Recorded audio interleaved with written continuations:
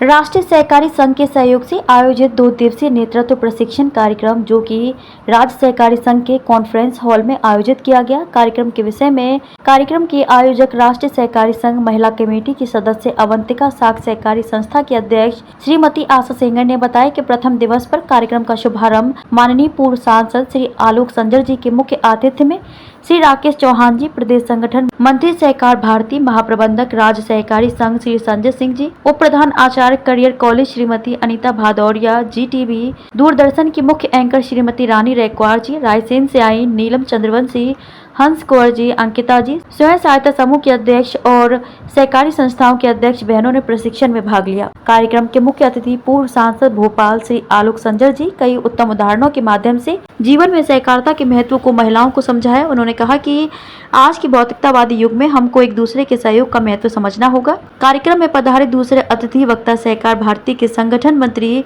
श्री राकेश चौहान जी ने सहकारी संस्थाओं के गठन, प्रकार, उपयोगिता के विषय पर विस्तार से महिलाओं को समझाया। उन्होंने बताया कि सहकारी संस्थाओं के माध्यम से महिलाओं को रोजगार के विभिन्न माध्यम से जोड़ा जा सकता है। कार्यक्रम में पधारे राज्य संघ के महाप्रबंधक श्री संजय सिंह ने राज्य संघ के द्वारा आयोजित स्वयं सहायता समूह और महिला सहकारी संस्थाओं के प्रशिक्षण कार्यक्रमों के विषय में प्रतिभागियों को बताया एवं उनके द्वारा बनाए जाने वाले उत्पादों को बाजार उपलब्ध कराने के संबंध में राज्य संघ के प्रयासों को विस्तार से उल्लेख किया। अनीता भदौरिया जी ने महिलाओं को व्यक्तित्व विकास पर विस्तार से समझाया। साइबर अपराध और मीडिया प्रबंधन, समूह के अकाउंट प्रबंधन पर कल चर्चा होगी।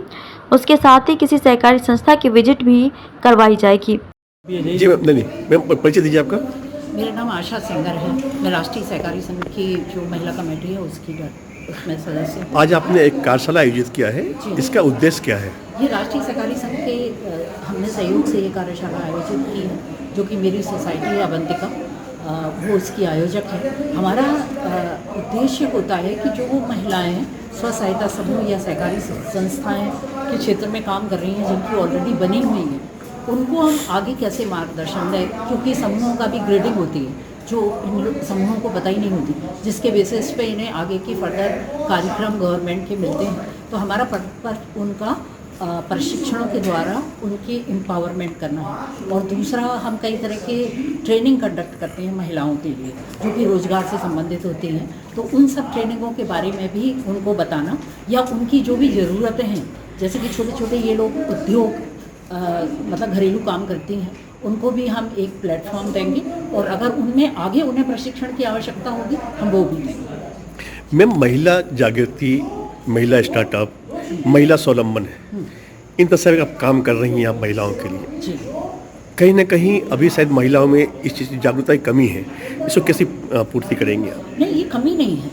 ये हमारा जो सिस्टम है ना, आपको बताऊं, जिस तरह का भारतीय परिवेश है, हम बहुत ही सुरक्षित तरीके से महिलाओं को पालते हैं। पहले हमारा पिता हमारा देखभाल करता है, फिर हमारे पति देखभाल करते हैं, फिर हमारे बच्चे देखभाल करते हैं। तो इसलिए उनके अंदर कॉन्फिडेंस डेवलप नहीं हो पाता। वो हैं सक्षम है, बहुत कुछ कर पाती हैं। जैसे आपको पता होगा कि हमारी जो दादी नानी थी वही तरह तरह के झाड़ू, पंखे, डलियाँ बनाया करती थी, जिनको आज इंटरनेशनल मार्केट में बहुत बड़े लेवल पे जाना जाता है उस हैंडीक्राफ्ट को। और ऐसी ये बहुत सारी महिलाएं हैं जो इस तरह के बहुत सारे काम करती हैं। तो हमारा पर्पज होता है कि उन्हें छोटे छोटे, एक तो आपको बता दूं, जो राष्ट्रीय सहकारी संघ जहाँ पे मैं मेंबर हूँ जिसकी, वहाँ पे भी हमारा एक शोरूम है और चूँकि उसकी बहुत प्राइम लोकेशन है, तो हम वहाँ पे इन सब सोसाइटी और संस्थाओं के इन सब के हम प्रोडक्ट को रखते हैं और वहाँ पे माने सेल होता है और डायरेक्ट इनके अकाउंट में पैसा आ जाता है। तो सिर्फ इन महिलाओं को आगे बढ़ाने की ज़रूरत है। हर तरह के प्लेटफॉर्म हम उन्हें प्रोवाइड कर सकते हैं। छोटे छोटे हार्ट के, और जो अभी भी आपको मालूम है राखी का टाइम है, तो बहुत सारे जो छोटे छोटे हार्ट या बाजार लोग वाग लगाते हैं, जो प्रदर्शनियाँ लगाते हैं, उनमें हम इन लोगों को प्लेटफॉर्म प्रोवाइड करते हैं। जैसे भी आपने कहा कि महिला में सशक्त होता है, महिला में बहुत जिम्मेदारी होती है, परिवार, समाज, देश।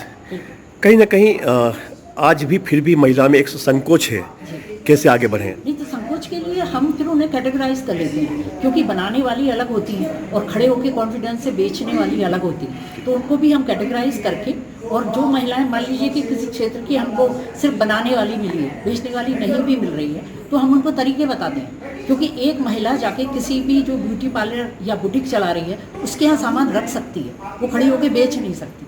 तो ऐसे कई तरीकों पे हमने एनालिसिस की है और हम कई तरह के जो कार्यक्रम बनाते हैं उसके लिए भी हम पहले ऑल इंडिया लेवल पे उनके प्रोडक्ट के बारे में पूरी एनालिसिस करते हैं, उनकी ट्रेनर तैयार करते हैं। मैं खुद ट्रेनिंग लेती हूँ क्योंकि मैं फ्री में दे सकती हूँ, किसी और को बोल नहीं सकती। तो कई सारी आर्ट फॉर्म मैं खुद सीखती हूँ, फिर मैं महिलाओं को सिखाती हूँ। क्या जो भी प्रदेश के मुखिया या देश के मुखिया का जो सपना है, क्या उस सपने को आप आगे बढ़ाने का प्रयास कर रही हैं? बिल्कुल, आपने बहुत अच्छा एक पॉइंट है जिसको उठाया।